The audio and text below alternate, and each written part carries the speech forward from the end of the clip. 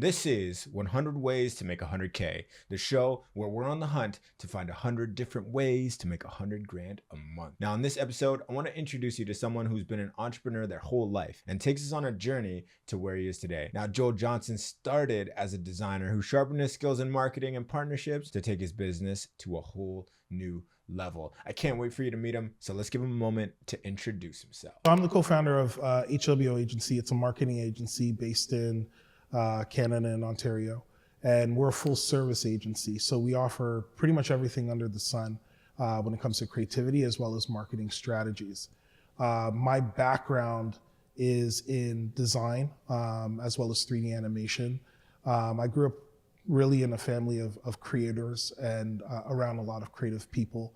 And that's how I kind of found myself in that space. In terms of Autopilot Technologies, Inc., which is our SaaS company, first and foremost, Autopilot is a website building platform similar to other DIY, do-it-yourself technologies that are out there.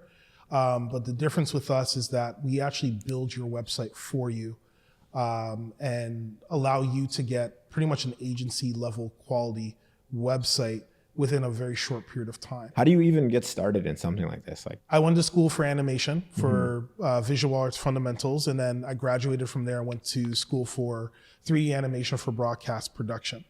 I really want to focus on creating animation and creating my own movies, my own shows, etc. Jeez. I found out that was a very expensive process. So I was like, okay, I got to make some money. So what ended up happening was that I opened up a business and quickly learned that technology is where things were going, especially in the creative industry. So I ended up being taught by a person that was in the military on how to write code. You learned from someone in the military? Were you in the military? No. So my cousin was in the military. And he introduced me to one of his friends that were in the military, and he got me into coding. So from there, he's kind of giving me pointers on what to do and what it is and where to look. And then from there, I kind of learned on my own. And then from there, I kind of became a little bit of a monster at it and started building this, that, and the third. That's right? cool. So that's how I got into what were one of those? So I'm curious into like the beginning type projects, right? So like you want to make a show. Did you have any shows that you cooked up? Or? I did. Yeah. I had a few shows. What was that? Or what was the? Oh man, so many moons. That was so long ago. What's one? Give me a quick synopsis of like your favorite one. I know you still think about it. Yeah. Like, so here's one. Yeah. There was one movie I had. I forget what it's called, but pretty much it had to do around a mad scientist that created a robot, an artificial. Intelligent robot that was made out of biodegradable parts. Interesting. So all the cells, the bones, everything were all biodegradable. And what ended up happening was that there was a coronal mass ejection. So pretty much anyways, a coronal mass ejection, which is pretty much like a burst from the sun, which causes like blackouts and stuff. So it's something that scientists are still concerned about today. But bottom line is that a coronal mass ejection has the ability to shut off all the electricity power, et cetera, on the planet.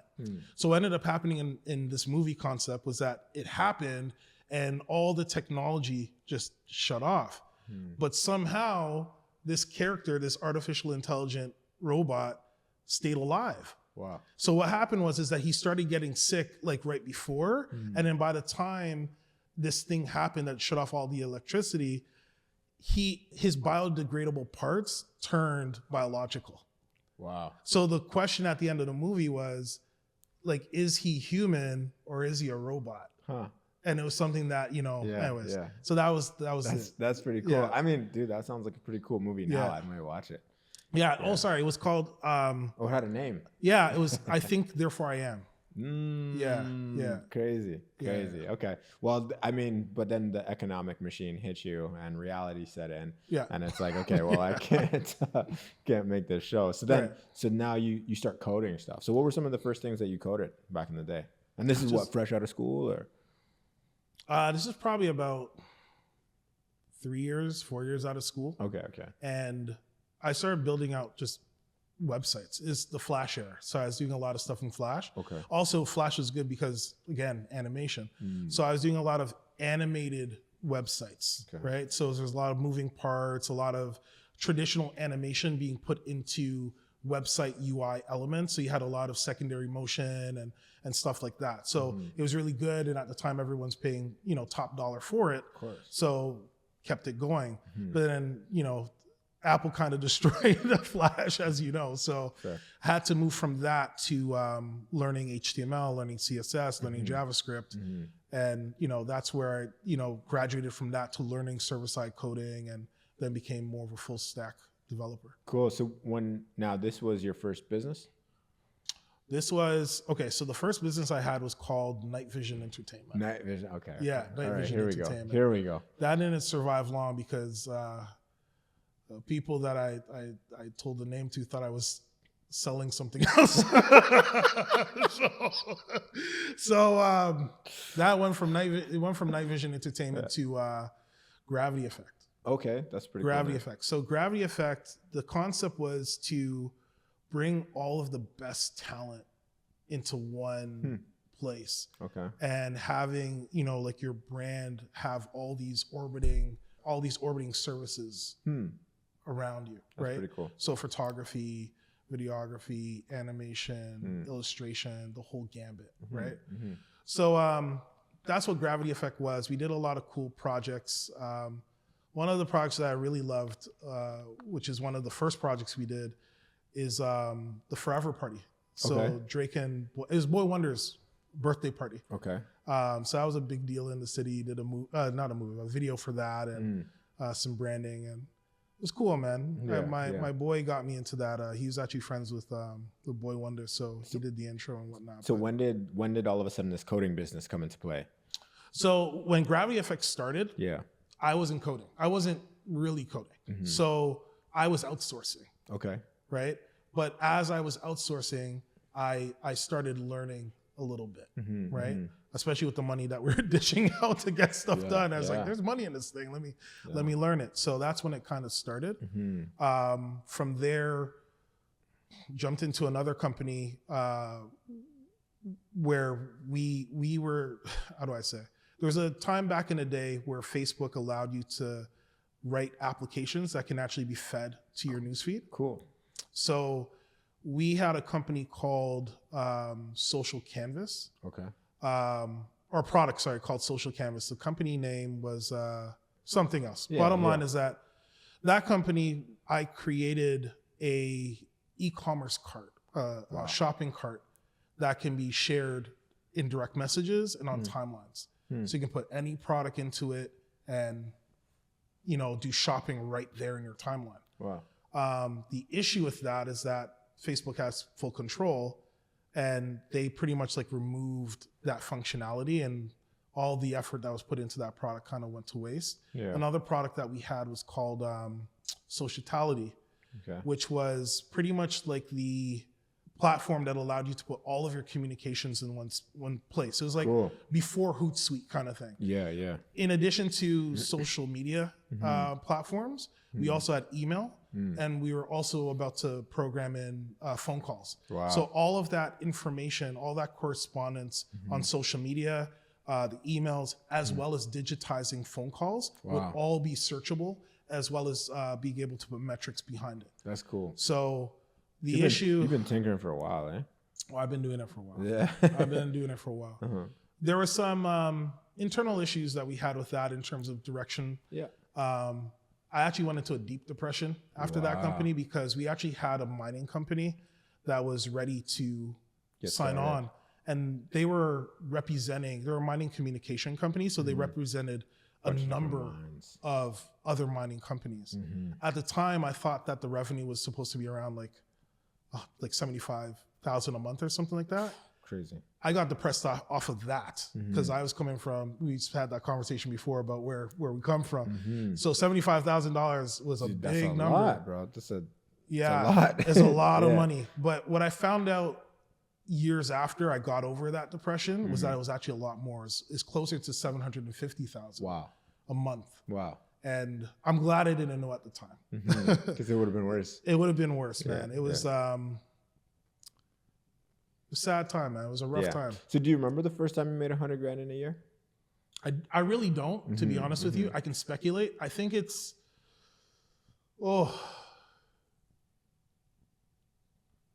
it must have been like 10 years ago.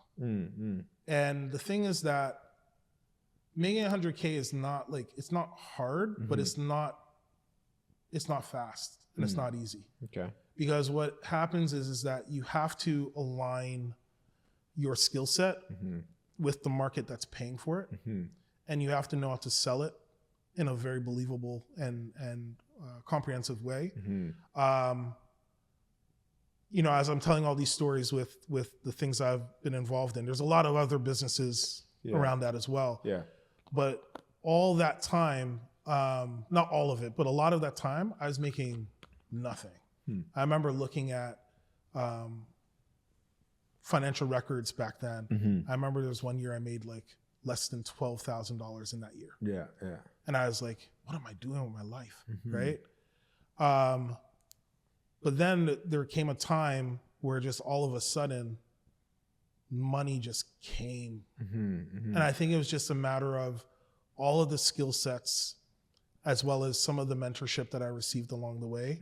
It just all started to click.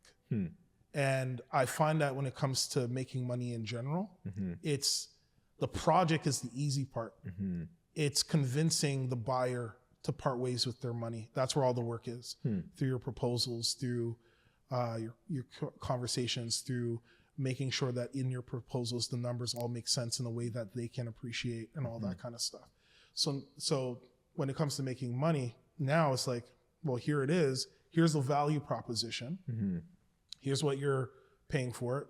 People are, at least now for me, it's it's a lot easier to make money. Hopefully you're not only making 12 grand a year now. No.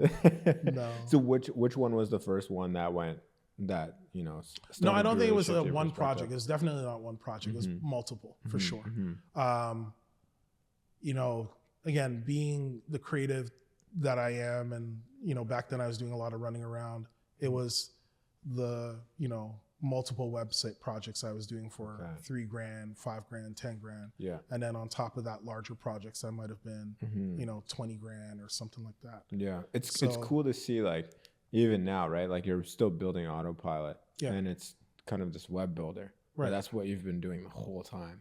It is crazy when you think about it. Yeah, for sure. Yeah.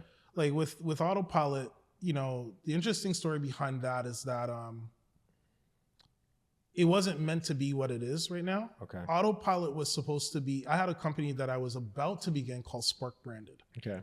And what I was building was a tool set for me to build websites within 1 to 3 days, but also be able to have more or less residual income. So having somewhat of a SaaS model to it, but charging larger companies $2,500 or $3,000 a month. Again, so building a product that takes me a few hours to build, and the output is XYZ.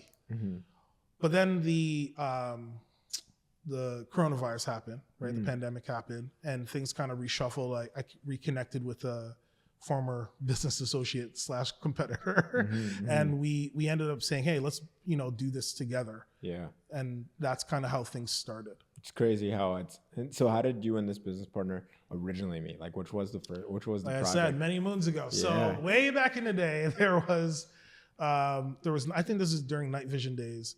So way back then. Way back then. So I was doing a lot of stuff for churches and whatnot. Right? Okay. So we met in the church circle. Okay. And again, I came from a different design kind of, you know, style and everything else. Yeah. And he saw it. He's like, yo, this is different. You know, like, who's this guy? And we ended up having a conversation, and that's kind of how we met. So we were kind of bidding on the same projects. And he was like, he's a bit older. So he's like, you know, let's work together. It's better to have, you know, and I was ignorant at the time saying, nah, you know, you just buy from me. We're not going to merge. Right? So that's how it was. But we worked together a lot. We, you know, funneled a lot of business to me. And, we kind of grew that relationship, but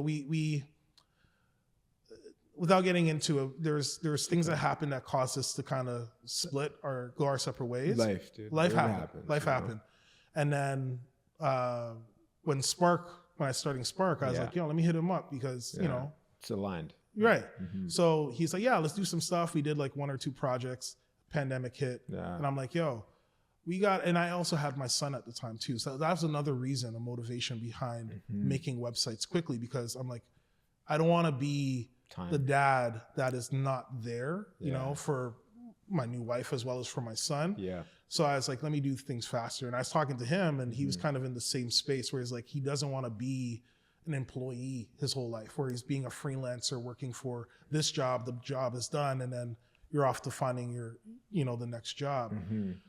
So anyways, that was the idea behind it. It was like, how do we do things more effectively, more efficiently, while maintaining a high level of quality? Yeah, it's crazy how many pivots there are along the journey. Yeah. And it's really cool to see how relationships from years ago, Yeah. you never really know what they're going to turn into. A long time ago, I remember I was working at the bank. The only website that was allowed to be on that didn't have a proxy wall was LinkedIn. And I kept seeing this one LinkedIn ad, and I ended up clicking it, watching the video, listening to what they have to say, and they're like, in your 20s, get around people that inspire you, because in your 30s and 40s, these are going to be the people that you collaborate with. Right. And like, dude, when you're 20 years old, you're like, 10 years from now, that's half my life that's passed. Like, I can't even see that far. Yeah. And it's wild to think how many people will throw away a relationship over something so small. Right.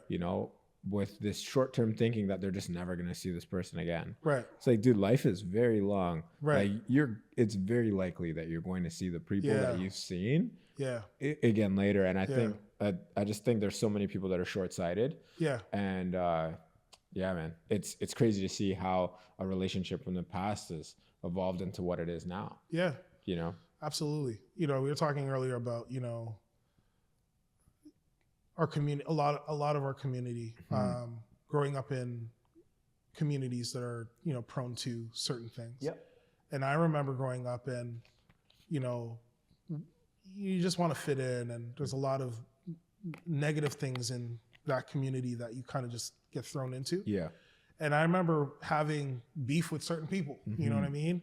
And when you're growing up, in high school and everything else, you think that's your entire world. Like, it's like, this is forever. This it's a thing. Yeah. And I remember going to college, and certain people that I didn't, mess with is there. And then, you fast forward and these people end up giving you a ride home or whatever. It's just like, it's crazy.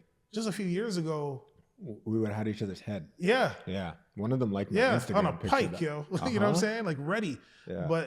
And it's just like, you look back and it's just like, all of it ain't worth it. Yeah. It's more effective to build other people. Yeah. And to grow here's the thing. What are people? People are a set of experiences and skills, right? And when you're able to say, hey, I want this person, or I have this person in my network that can now be applied to this vision, things just become a lot easier. You know what I'm saying? Yeah. The ability to make more money happens with your network that is competent and able to deliver within a certain period of time, as opposed to being the business that comes to the table that says, I can do this part, but you have to go somewhere else and find that. You know what I'm saying? When you're able to say, hey, this one-stop shop, we have everything. It's different. It's a different cost factor too for the business. Whether that's HR or procurement or whatever case may be, they don't have to spend that anymore. They can put that into your pile now, right? So anyways, went off on a tangent there. Bottom line is that, I think what young people need to focus on is connecting. So who were some of those first, people in your life that changed your life? I know you mentioned some mentors, off screen, but do you remember your first mentor? I'd say it's Mike Gonzalez. Okay. Who's this guy? You know what? He is a, I don't, I haven't connected with him in a while, but bottom line is that he is a person that was doing a lot of print work. So he had like a lot of Xerox machines and servicing them. And, Crazy. yeah. So he was like selling Xerox machines and servicing them. How did you meet this guy?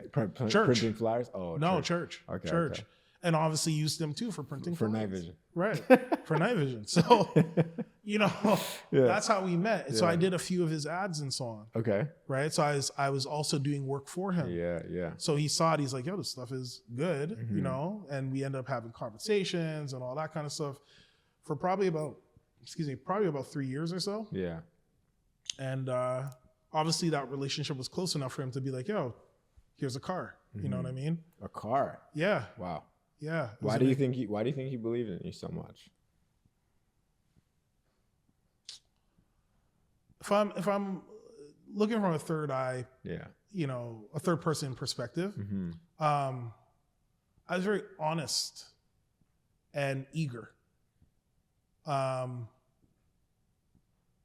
what I sum it up to. I was a person that was willing to go above and beyond to satisfy the customer. And I'm still that way today.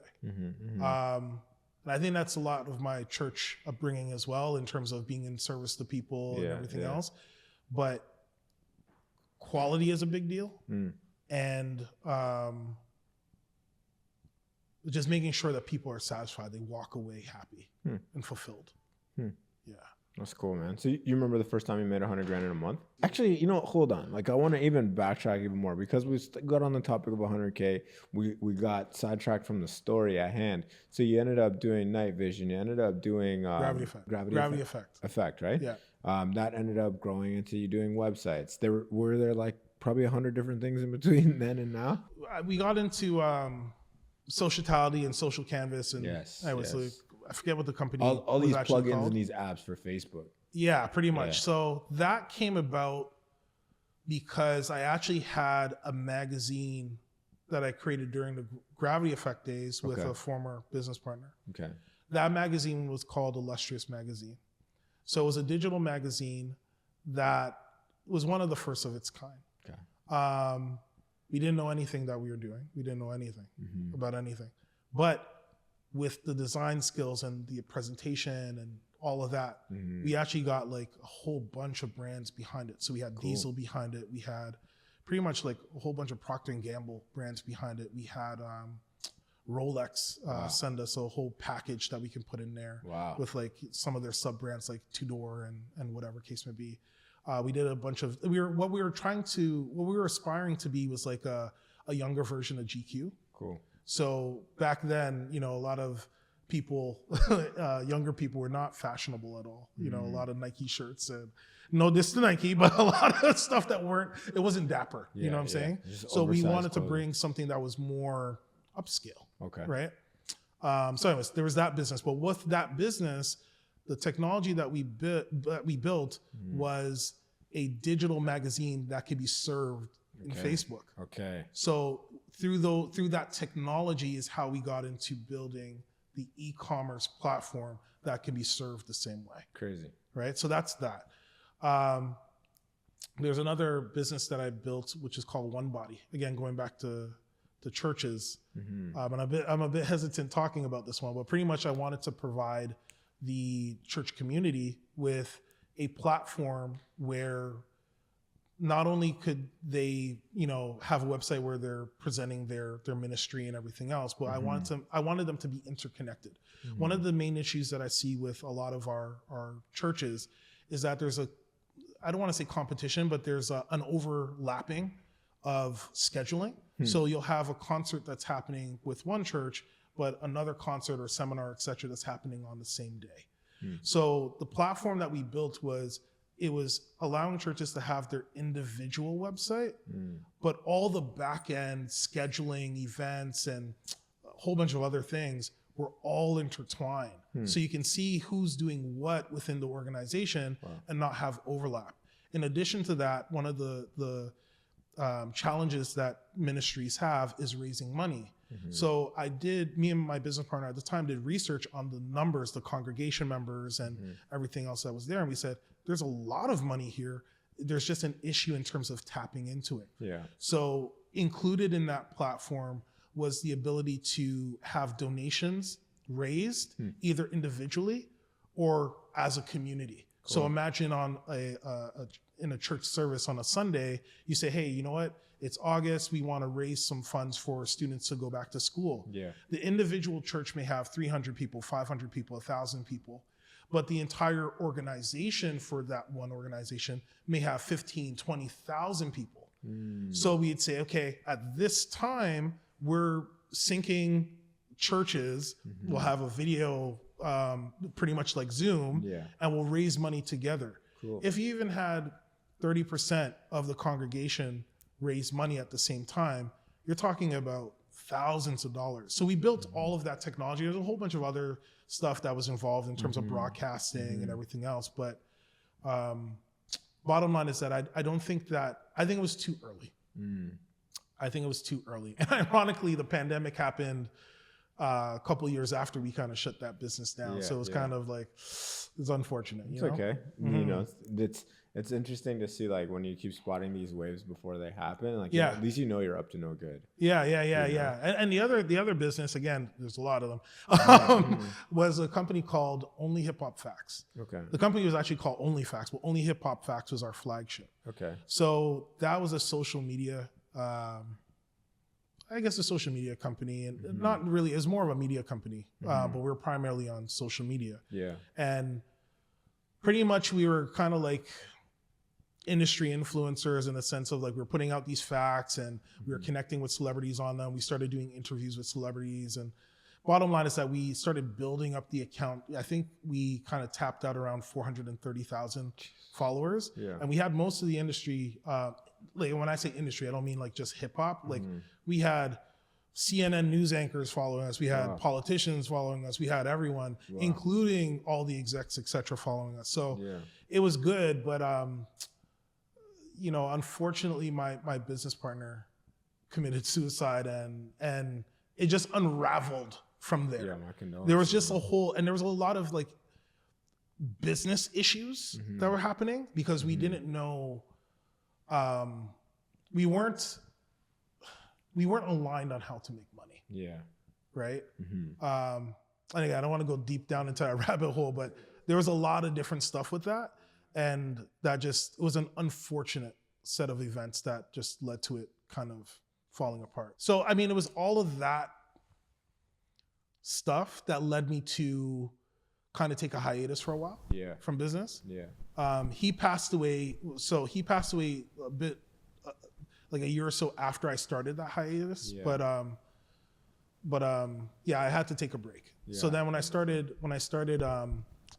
sorry, okay. It's all good. When I started Spark Branded, that was kind of like my comeback season. Okay. You know what I'm saying? All right. And I was like ready to go, and you know, and then the pandemic hit. I mean, but then Help Work Online kind of was born through that, right? It was. Yeah. It was, man. It was good, man. It was a season of like just building, and you know, I like building businesses, you know. Yeah. Because it's like you get to research, you get to building out the product, you get to testing it, you get to putting it in front of people and saying, hey, what do you think? What do you know? I think this time around, the depth of knowledge that I've accrued over the years, there wasn't as much not research, but there wasn't as much putting it in front of customers to get like certain feedback, you know, because I had all the knowledge.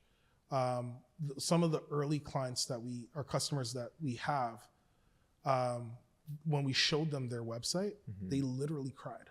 Crazy. They literally cried.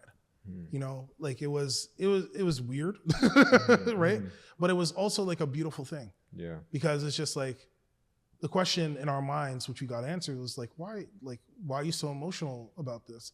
And it's because number one, it was the pandemic and there was a lot of stuff happening, right? But also because there's a lot of people out there that are looking for quality stuff, and They're paying money, hard-earned money, trying to build their dream, and they're getting crap for it.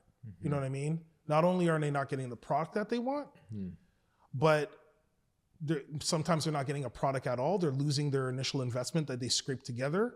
They're losing time, and everybody's feeling like they're racing against time. Yeah. Right? So they're losing a lot of stuff. It's a lot of risk going into just starting a business.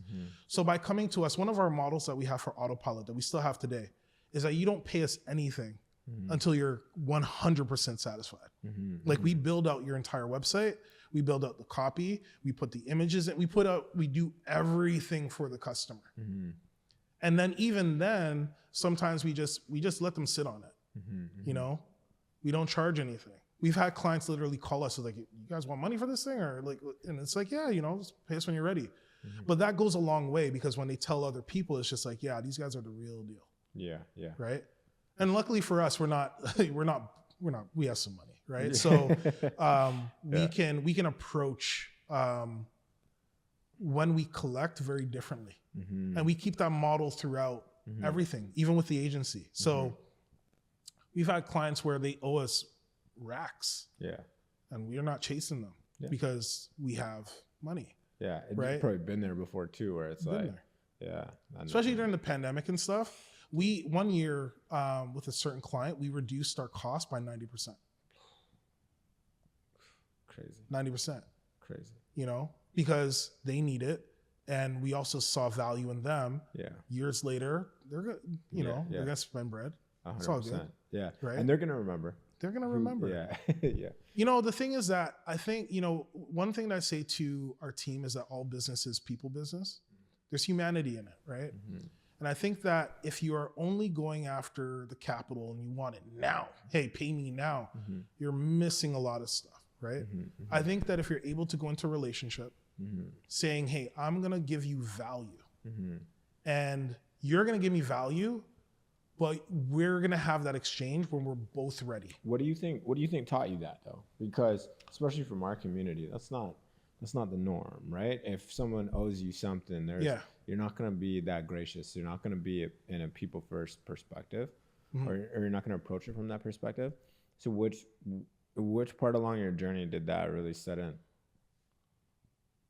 If I'm really being honest and looking at it, I think for my dad. My dad's a minister. He was a lead pastor at one point. Okay. He actually works with my uncle now. Yeah. But my dad has always been one to just give and not expect anything in return.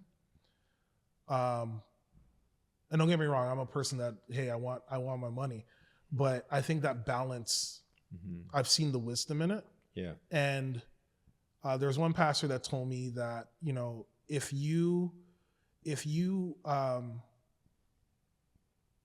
useful, you'll always be needed. Right? So I think that, again, if you're able to provide, and some people take advantage of it, of course, but if you're able to provide value, like pressureless value, right? Then people are going to come to you and be like, yo, I need to work with this person. Yeah. What are some other churchisms that you've kind of learned, some other church wisdom? Because I'll be honest, man, I'm not the biggest church goer. I don't have very many openly church type religious people in my world. Right. So it was never really a place that I've explored to the depth that my curiosity has taken me. Right. And similar to your, need fresh out of school of like, okay, yeah, I wanted to make this movie, but like I need money now, was kind of like a situation that I've been in over the past couple of years. And now it's at this point where, okay, I can start to explore the things, but I'm constantly in this, like, is it exploration, or do I just double down on the thing that pays me and really start widening the gap between where I am now and where I used to be? But what are some other lessons that you think you've brought from maybe your pops, maybe some, some old church wisdom that you think the world needs to hear? I think patience is the big one.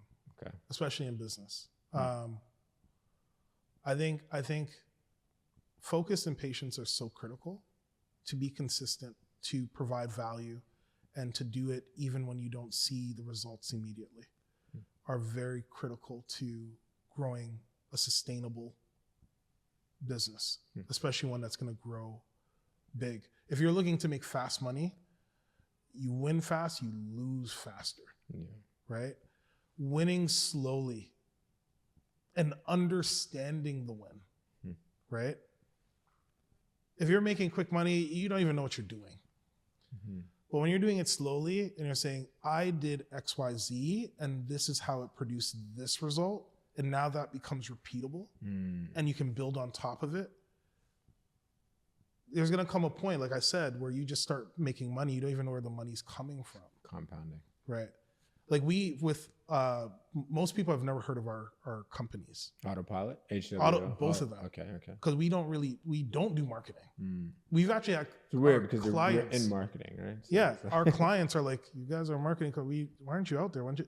Like all of our business comes from word of mouth. And you think about it, in order to grow with word of mouth, you got to deliver. Right? So that's what we do. And when we do start marketing, yeah.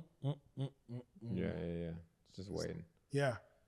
We talked earlier about process, which goes back to what I was just saying. Yeah. The process has to be solidified because you're not building a process just to make money. You're building a process to print money, right? And when you have that process down where it's just like, whether I'm there or not, this money is just going to come. Yeah. At that point, just go have at it.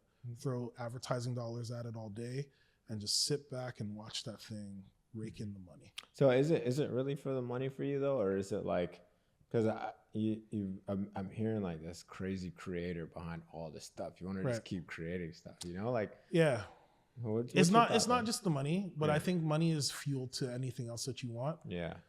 The thing that I want for myself is freedom, for my family is freedom, but I think I want to create that for other people. I think that there's a lot of people in our community that want things but don't have the tools to actually build them or the tools to accept them.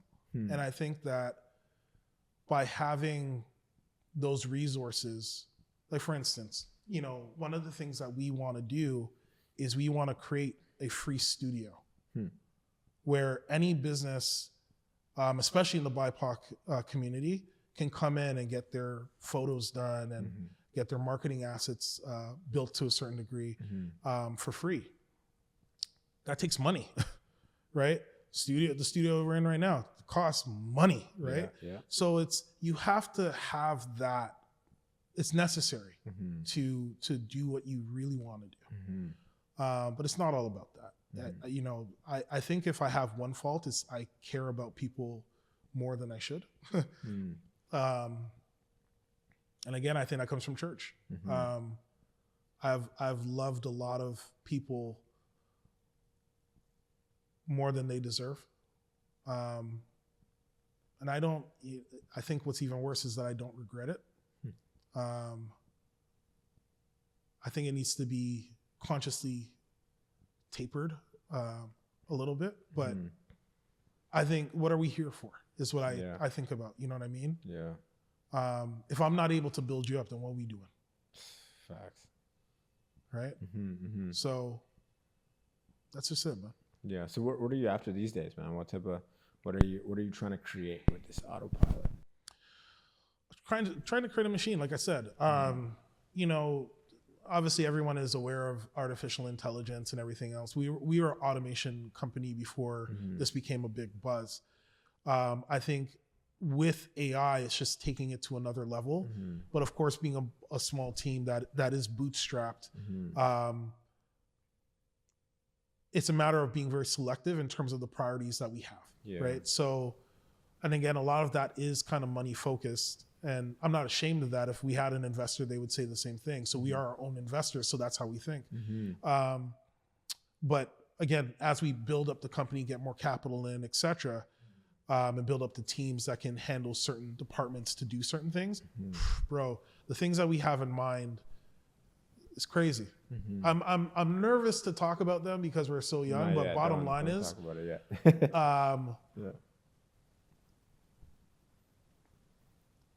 it's going to be crazy. That's all I can say. You know what I mean? You're cooking. Yeah, it's going to be good. We're cooking right now. What's your thought on bootstrap versus raise money? I'll tell you how we do it. How we do it is that HWO agency is pretty much like our funder. So we're funding ourselves. Okay. So it's funding Autopilot. We take a skill set that we know is bona fide, that we know can make money, and we delegate certain amounts of money towards Autopilot. Yeah. So I think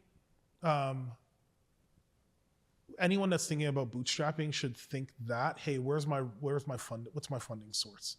Is that going to be a service, or is that going to be another company that has a service that you can funnel money into? Like you have to think about where that money's coming from, because, and it also comes down to the stage in life that you're at as well. So if you're 19, 20, whatever, and you're still living at home, your expenses are a lot different when you're older, wife, kids, you know what I mean? Soccer. Responsibility. Yeah. And it multiplies with the people that you bring into your company. And again, maybe that's a church thing, but when you bring people into your company, you are responsible for them, right? So you just got to be sure about the decisions that you make. You know what I mean? Hire slowly, fire quickly, promote even faster. Okay. But the hiring slowly is key. And we've made that mistake too in terms of hiring people too quickly. Yeah. And I regret it. You know what I mean? You never want to send people packing, as it were, especially in this climate. You know what I'm saying? Yeah. So you have to make sure that the people that you bring on, they don't just match the skill set, but they match in terms of the culture that you're trying to create, and they buy into the vision, especially as a founder. You know what I mean? It's not, your business is not exciting as you think it is. Yeah. You know what I'm saying? It's not. It's just not. Yeah. You are putting out fires. As a founder, you're a fireman. You're putting out fires. If you're not putting out fires every single day, what are you doing? If you're building, you're going to have fires. If you're building quickly, you're going to have friction, you're going to have fires, there's going to be stuff to put out. And that's what people are really getting in the middle of. Out of all these, past projects, and I'm not going to call them failures. I'm not going to call them closed projects. You could call them failures. It's fine. You call them failures if you want. Just for they're learning experiences. Yeah. Which one are you most proud of or most grateful for? Only Hip Hop Facts was special. Okay. And I don't know if it was so much the hype that we built getting to that, to that number, or if it was the relationship that I had with my business partner, Hassan. We fought like all the time, like brothers. But at the same time, it was like being in the trenches with him and building something and seeing the results, seeing the people that were behind it, not behind it, but that supported it. And it was just a special time, you know what I'm saying? So I think that was exciting. We weren't making any money, but it was exciting. What lessons or principles are you carrying from that into the ethos that you're building at Autopilot? I like Autopilot, the name, better than HWO. Just I know. It sounds sick. We were thinking about changing the name. That's a whole other thing. But I mean, whatever. It gets paid, right? So yeah. Anyways. You're not in your marketing season yet. Yeah, so exactly. We'll consider exactly. rebrand at that time. But I think what I loved with Only Hip Hop Facts was also the thing that that was a mistake, in the sense that really, like I said, we fought a lot, and there's times where there's jokes and whatever, but we weren't productive. So I think it was fun, and I've learned that. My college professor said this to our class at one point, is that cool doesn't pay. And I think like fun, if it's fun, not that it can't be fun, but that you need to be focused on the goal. Yeah. Right. And I think we were focused on the wrong thing in terms of building up numbers that we didn't monetize. Focus on the wrong number. We focused on the wrong number. There was a value proposition that wasn't really value. Right. And I think that I learned that, just make sure that you have a team that is focused on the right thing. Yeah. And Hassan was the one that passed, right? Yeah. What do you think he would say to you now if you told him about Autopilot? I don't know, man. Yeah. If I told him about Autopilot, he wouldn't be about it. You know why? Because he loved hip hop so much. Yeah. That's good, man. He didn't want to do anything else. You know what I'm saying? But it takes that level of love and dedication in order to build That's why something meaningful, I couldn't you know? work after. He was the soul of it, and I knew that. I told him that. Yeah. Because we talked about, you know, direction and stuff. I'm like, yo, we need to build this brand around you. Because he had a passion for it in a way that no one else had. Yeah. You know what I'm saying? Yeah. So I don't think he'd care much about Autopilot at all. Yeah, RP Hassan, man. Yeah. So if you were gonna meet the night vision Joel, you know, who's going in, what do you think you would tell It'd be a whole different conversation. I'm telling you, man. Yeah. At that time, I knew nothing about nothing. I knew how to make things look good. Okay. Right? Yeah. That was it. And as I'm talking about it, there's things that I would say now that are contrary to what I just spent an hour talking about. Oh yeah. But like, I think, okay. I think you got to know how to, I think everything has a season, but I think you need to know what people care about. And I think you need to deliver quality to them. But I think there is a time where you need to extract value from them.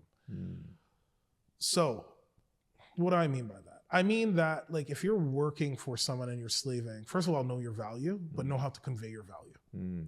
At that time with Night Vision, I do a flyer for $100 or something like that, or a logo for $100 or something. Dope, right? But like, $100 was $100. You know what I'm saying? Yeah. It's lunch. And it was because I didn't know what the industry was charging. I only knew what my peers were charging, right? And my peers weren't in the industry. They were just a couple people that didn't have money just like me. You know, some of them went to college, some of them didn't. Yeah. And you're using that as the baseline for everything. No, bro, no. So how do you find out what that baseline is? Research. Yeah. Google is a beautiful thing, right? And on top of that, you have to know business. If you're, you know, I came out the streets, as it were. You know what I'm saying? Came from the streets. Like, I don't want to get too deep into it, but that's what I lived. You know what I'm saying?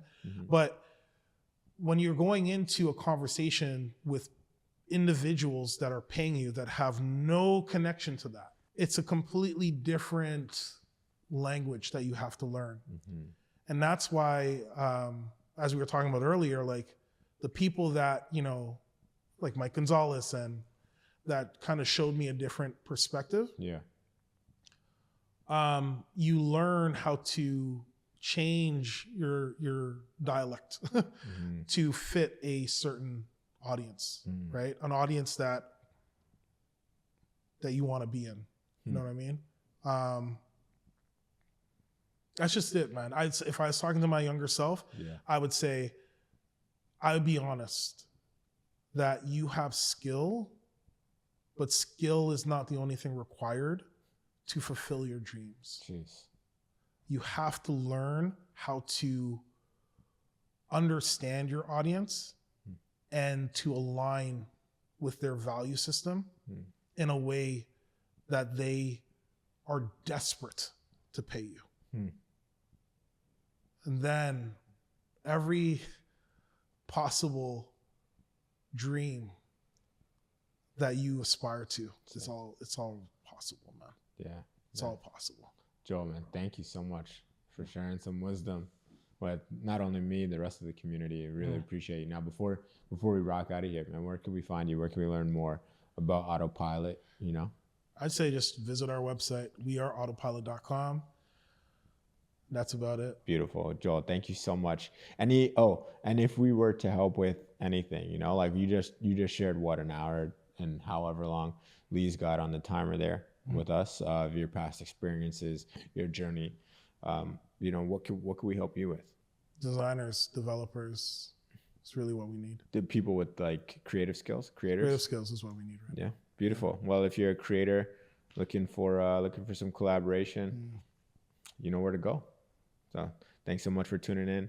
We will see you on the next episode. Peace. Now, thanks so much for tuning in to another episode of 100 Ways to Make 100K, the show where we're on the hunt to find 100 different ways to make 100 grand a month. Now, I hope you got a chance to meet Joel Johnson, learn about his story, and a few things that you could take action on. Once again, I'm your host, Javon.ca. If you haven't already, make sure you smash that like button, smash that subscribe button. Make sure you follow us on all the things, and I will see you on the next episode. Peace.